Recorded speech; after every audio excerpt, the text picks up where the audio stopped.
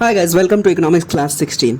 सो आज हम जानेंगे नेशनल इनकम को कैसे कैलकुलेट करते हैं, फैक्टर कॉस्ट क्या है, मार्केट प्राइस क्या है, उसमें डिफरेंस क्या है, और जीडीपी और जीएनपी में से कौन सा बेटर इंडेक्स होता है। ओके, सो किसी भी देश की नेशनल इनकम को हम जीडीपी या जीएनपी से जानते हैं। वो एक मेजर होता है जो देश ग्रो कर रहा है या नहीं ग्रो कर रहा है बताता है। ओके, सो अभी हम जानेंगे कि जीडीपी और जीएनपी में से which is better index. Okay, so जैसे हम जानते हैं कि GDP takes into account income and within a territory which may be the not the right income. Okay, so क्यों राइट इनकम नहीं होगा? जैसे कि जीडीपी राइट इनकम का सोर्स नहीं है, इस वजह से, क्योंकि एग्जांपल के थ्रू समझते हैं। जैसे Chris Gayle income and Virat Kohli's income in IPL both will be counted in GDP. Okay, लेकिन जीएनपी क्या करेगा? It will only tell the income earned by a country citizen whether in India और abroad. तो GNP जो होता है ना, gross national product, वो अच्छा मेजर होता है क्योंकि ये इंडिया के सिटीजन का इनकम बताएगा, चाहे वो कहीं भी रहे। ओके, जैसे what Dhoni earns in Australia will be included in GNP, gross national product. Okay, so GNP will include the above but not the GDP. GDP will not include this. So GNP is a better measure. अभी जानते हैं कि difference between factor cost और market price के बीच में कौन सा better है और ये दोनों क्या है। ओके, तो सबसे पहले जानेंगे फैक्टर कॉस्ट। जैसे हमने पिछले क्लासेस में जाना था कि जितना भी कोई भी पैसे लगेंगे किसी भी आइटम को बनाने के लिए, उसको हम फैक्टर कॉस्ट बोलेंगे। ओके, तो factor cost is the actual cost incurred on producing a product or providing a service. Okay, for example cost of growing wheat, मान लेते हैं कॉस्ट ऑफ ग्रोइंग वीट 25 रुपये 1 किलो का वीट उगाने के लिए लगता है। ओके, तो इसको 25 रुपये पर केजी हम कैसे जाने कि ये फैक्टर कॉस्ट है? क्योंकि इसमें क्या क्या लगा है? रॉ मटेरियल लगा है। ओके, कुछ बीज लगा होगा, कुछ ज़मीन लगी होगी, लेबर कॉस्ट लगा होगा। Okay, so but market price is not same as factor cost, क्योंकि but market price is the cost incurred on procuring a product. Okay, so market price क्या होता है? कितने पैसे में आपने उस सामान को खरीदा, वो होगा market price. Okay, cost factor cost नहीं होगा। फैक्टर कॉस्ट मतलब कितना बनाने में लगा, और मार्केट प्राइस कितना कॉस्ट आपको लगा, कितने पैसे देने पड़े प्रोक्योर करने में, उसको खरीदने में। Okay, for example cost of जैसे हमने जाना ग्रोइंग व्हीट इज़ 25 रुपीज़ पर केजी, लेकिन मान लेते हैं नेशनल फूड सिक्योरिटी के अंतर्गत सरकार ने उसे 2 रुपये किलो में बेचना चाहा। ओके, तो क्या हुआ? अब मार्केट प्राइस 2 रुपये हो गया। मतलब पहले 25 था, 25 से ज़्यादा होता, अगर टैक्स वगैरह लगा लेते तो 25 रुपये से ज़्यादा होता मार्केट प्राइस, लेकिन सरकार ने एनएफएसए के अंतर्गत इसको 2 रुपये पर केजी पे देना चाहा, तो अब मार्केट प्राइस 2 रुपये पर केजी हो गया। इसी वजह से मार्केट जो प्राइस होता है वो हमें डिस्टॉर्टेड पिक्चर देता है, क्योंकि कभी वो कम देगा, कभी ज़्यादा देगा, एग्जैक्ट कभी हमको पता नहीं चल पाएगा।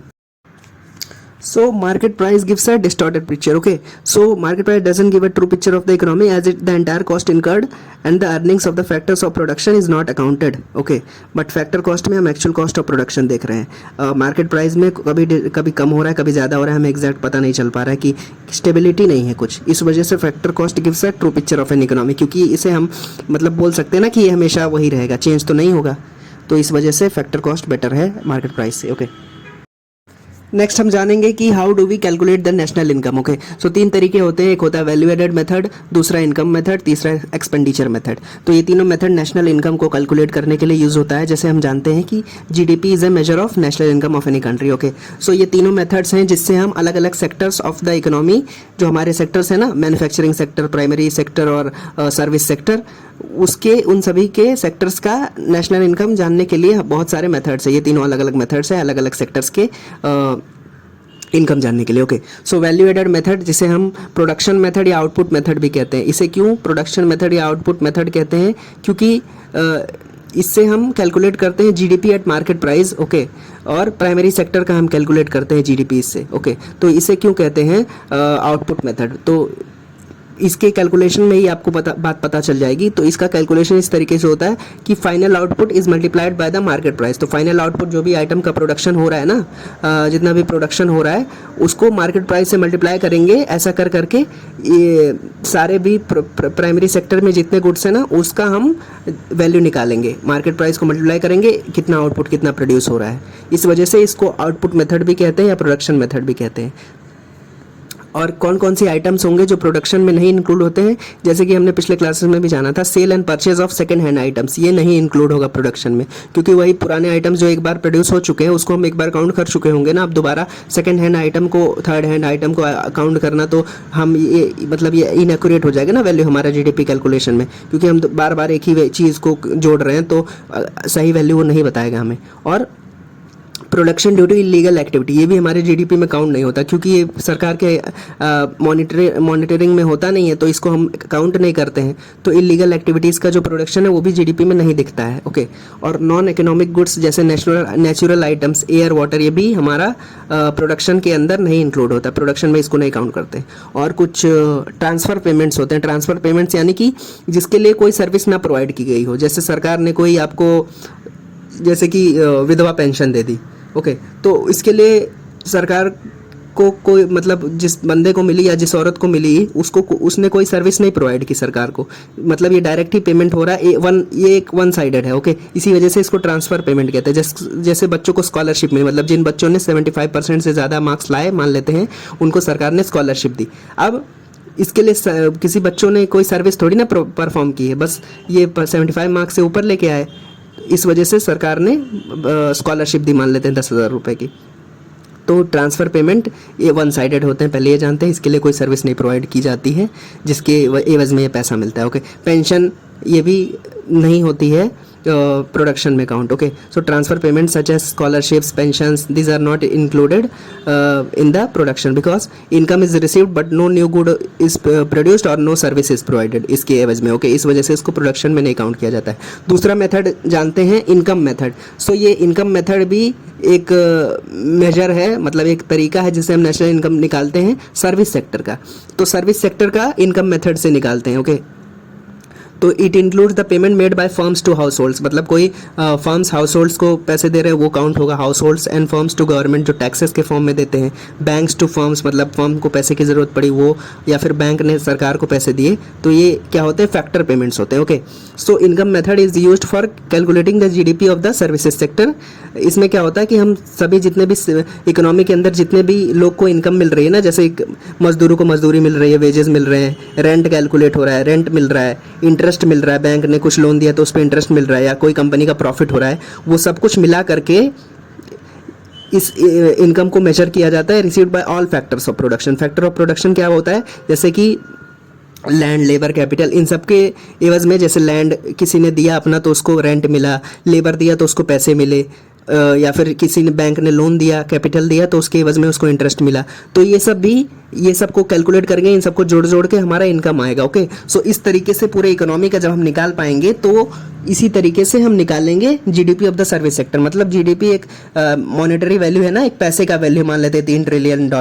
ओके, तो ये कैसे कैलकुलेट हुआ इनकम मेथड से, ये इस तरीके से कैलकुलेट हुआ कि जितने भी हमारे पॉपुलेशन में, देश में जितने भी लोग हैं वो जो भी एक्टिविटीज़ परफॉर्म कर रहे हैं, जैसे कोई मजदूर है वो मजदूरी कर रहा है तो लेबर का लेबर कॉस्ट हो गया, बैंक ने लोन दिया तो उसका इंटरेस्ट हो गया, किसी हाउस होल्ड ने काम किया तो उसका इनकम हो गया। तो इन सबको जो हम लोग जोड़ जोड़ के लास्ट में जो हमारा जो वैल्यू आएगा वही होगा इनकम मेथड के द्वारा कैलकुलेट किया हुआ हमारा GDP. Okay, and it will be the GDP calculation for the services sector.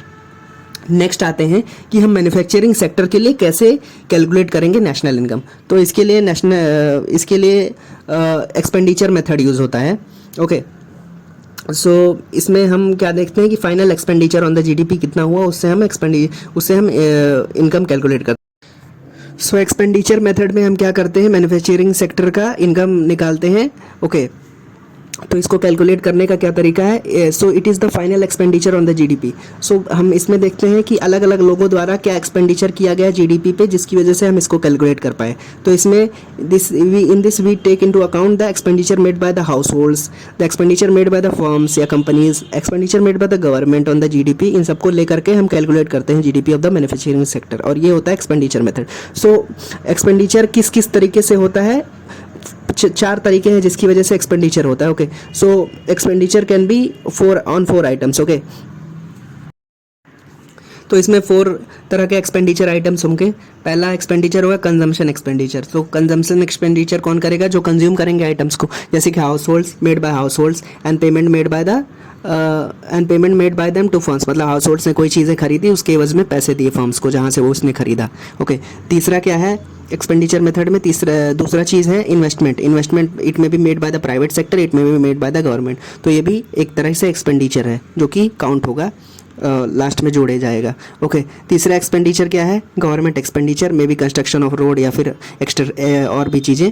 और चौथा है जो एक्सपेंडिचर मेथड में काउंट होता है आइटम, एक्सपेंडिचर आइटम जो है नेट एक्सपोर्ट्स, मतलब कुछ एक्सपोर्ट्स हुए कुछ इंपोर्ट्स हुए, तो exports minus imports that will be net exports. Okay, so GDP calculation of the expenditure method is को न्यूमेरिकली हम डिनोट कर सकते हैं consumption plus investment plus government expenditure plus net exports. तो इन सबको जो हम लोग जोड़ लेंगे ना, तो जो मॉनिटरी वैल्यू आएगी, जो पैसे की वैल्यू आएगी, वही होगा GDP calculation of the manufacturing sector, and it is this method is called as expenditure method, क्योंकि हमने सारे सेक्टर्स सब लोगों के द्वारा जो एक्सपेंडिचर किया गया, भले ही प्राइवेट फर्म्स हो, गवर्नमेंट हो, हाउस होल्ड्स हो, फर्म्स हो, उनको हम सब ने जोड़ दिया और इसी से हमने जीडीपी कैलकुलेट किया मैन्युफैक्चरिंग सेक्टर का। ओके, सो ये 3 मेथड्स रहे, इनकम मेथड और एक्सपेंडिचर मेथड, और दूसरा एक और मेथड था income method. Okay, income method, value added method और एक्सपेंडिचर मेथड, इन सब से हमने कैलकुलेट किया अलग अलग सेक्टर्स का कैसे नेशनल इनकम कैलकुलेट किया जाता है। Okay, so these were the few things in today's class. I have you understood. Thank you so much for watching.